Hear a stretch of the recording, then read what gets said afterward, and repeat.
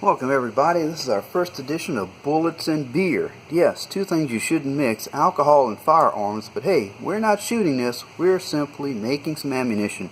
And today we're drinking Tin Roof Blond.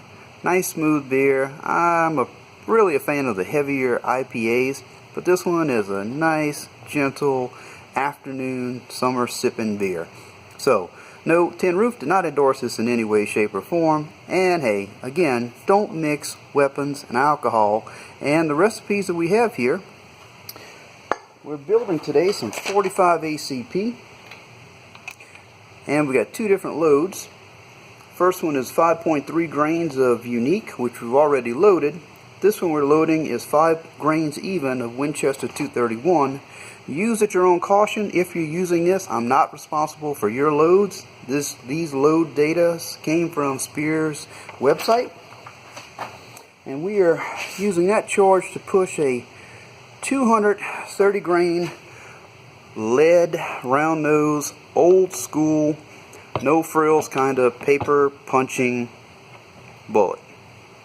No frills, cheap, and as always, I case gauge everything. Just because you never know when something's going to go wrong. Press out a few more of these. Speed on these, according to the website, it's just a fraction under 800 feet per second. Be a great subsonic load, as nearly all 45s are subsonic. I just don't happen to have a threaded barrel for my 45. But for those of you who do, this is an extremely cheap plinking round.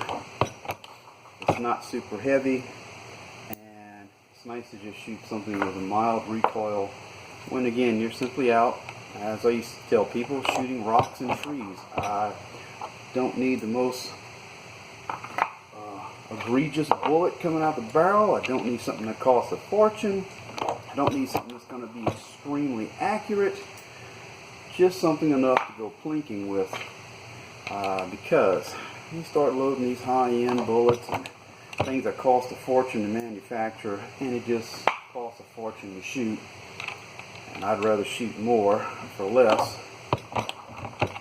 than spend a lot of money for more boom downrange. I have loaded some 45s. This is a side note with some actual, what you call them there, Full Metal Jacket hollow points that will go on sale as part of a muzzle loading kit. Once you take the sabot or sabot off of the muzzle loading projectile, most of the time you either end up with a 40 caliber or a 45 caliber projectile, which is pretty nice because you catch them on sale at the end of the season at Walmart, and you've got 50 projectiles for next to nothing, less than 10 cents a piece. And I'll show you one of those in just a sec. For those that do like making their own self-defense rounds, the jacketed hollow point, when you catch them on sale, is super cheap and makes a good practice round if you've got an equivalent round, factory round that you're carrying, but don't want to go through $15 or $20 a box ammo, and you can make something for probably 5. One more of these to press. And again, this is Winchester 231 with 5 grains even. Reminds me of some of the old 38 specials I loaded 30 years ago. Now the ammunition I was talking about that I've actually bought from the muzzle loading packs is this.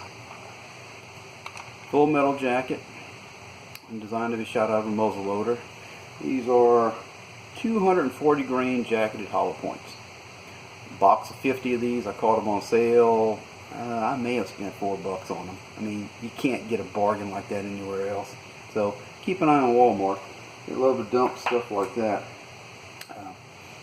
Again, they don't have a cannula on them, but they load really nice. and they shoot really well.